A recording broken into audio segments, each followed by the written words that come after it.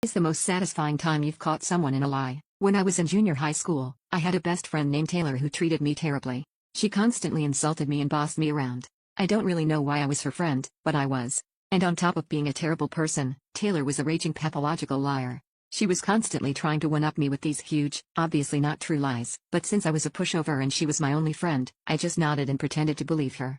But one day, Taylor told a lie and I decided I had enough of her. We were at the bus stop with a bunch of other kids and Taylor started telling them a very elaborate lie, how she had been visited by God in a dream and was told that she was pregnant with the next Jesus Christ. The baby was the biological son of the most popular guy at school who she knew I was crushing on. She went on and on all day about how she could now feel this child kicking in her womb and how God said the baby's father was her soulmate and they would be married in a year's time. Some of the kids on the bus actually believed her, or at least pretended to.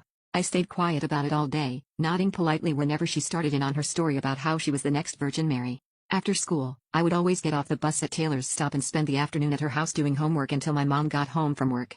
That day was no different. I got off the bus with Taylor, smiled and nodded enthusiastically as I listened to her jibber-jabber about how she was supposedly inseminated with God's holy creation.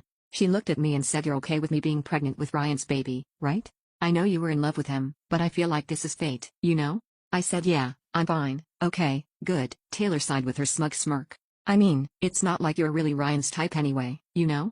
He's always hanging out with those really skinny girls." I was furious, but said nothing.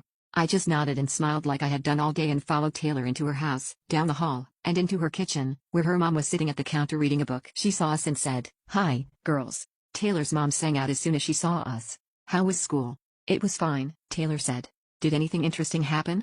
The polite smile on my face slowly crept up in the corners to a full-on Grinch smirk. "Why don't you tell your mom the story you told everyone at school, about how you're pregnant?" I looked into Taylor's eyes and could almost hear the sound of her stomach dropping.